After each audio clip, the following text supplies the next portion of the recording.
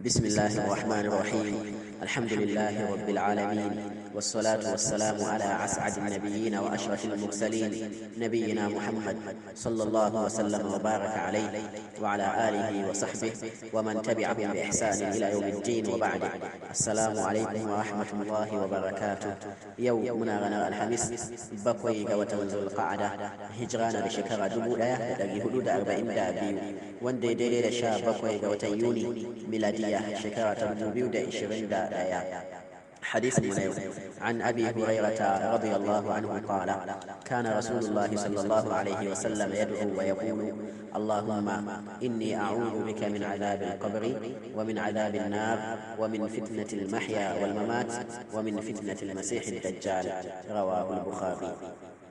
حديث من يوانك وشدق ببن صحابي أبو هريرة عبد الرحمن بن صخر يرضى الله يتبتع دريش دشيد سوان صحابين من الله صلى الله عليه وسلم قباكي دعا ونن ببن صحابي أبو هريرة شين رويت ويتش: كان رسول الله صلى الله عليه وسلم يدعو ويقول من زال الله سيرادة أمين شاء الله سيرادة تبتع دريش يا كسن تينا ينأدعى ينأتشيوا معنا دقا تكن أدوين من زال الله صلى الله عليه وسلم يكي وانا أدعى ينأتشكي: اللهم إني أعوذ بك من عذاب القبر ومن عذاب النار ومن فتنة المحيا والممات ومن فتنة المسيح الدجال.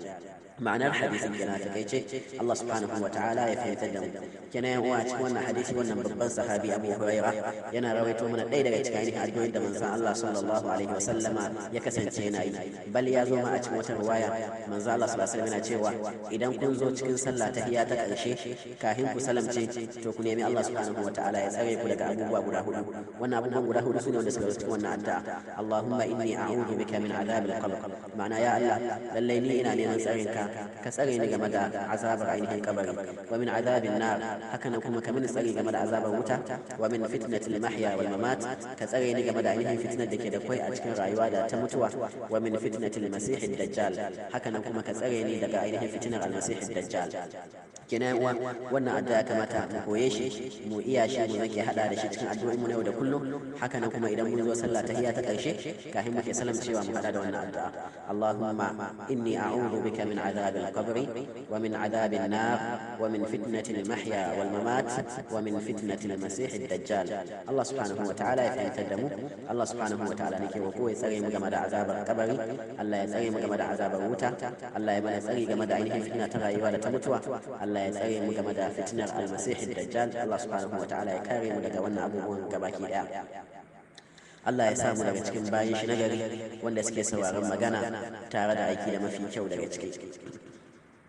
Inda muka yi daidai Allah subhanahu wa ta'ala ya karba da gare mu, inda muka yi kuskure Allah subhanahu wa ta'ala ya yafe mana. Marigaya daga cikin musulmai Allah subhanahu wa ta'ala ya yafe musu, Allah ya shigan su, Allah ya sa sun huta. Mu da muka yi saura Allah subhanahu wa ta'ala ya raya mu rayuwa ta musulunci, Allah subhanahu wa ta'ala ya kashe muna masu imani, Allah ya sa mutuwa ta zama hutu a gare mu. Musulmi da ke cikin wahalhalu kala kala, da ke cikin bashi da matsi da talauci da bacin rai, Allah subhanahu wa ta'ala ya yaye. Allah shi ne mai yaye damuwa. Allah ya tabbatar da mu akan sunna ta manzon Allah sallallahu alaihi wa sallam. Allah ya mana tsari da kariya game da bid'a da sakin hanya. Allah subhanahu wa ta'ala nake roƙo ya biya mana dukkanin bukatun mu duniya da lahira a cikin sauki. Subhanaka Allahumma wa bihamdik ashhadu an la ilaha illa anta astaghfiruka wa atubu ilayk. Assalamu alaikum wa rahmatullahi wa barakatuh.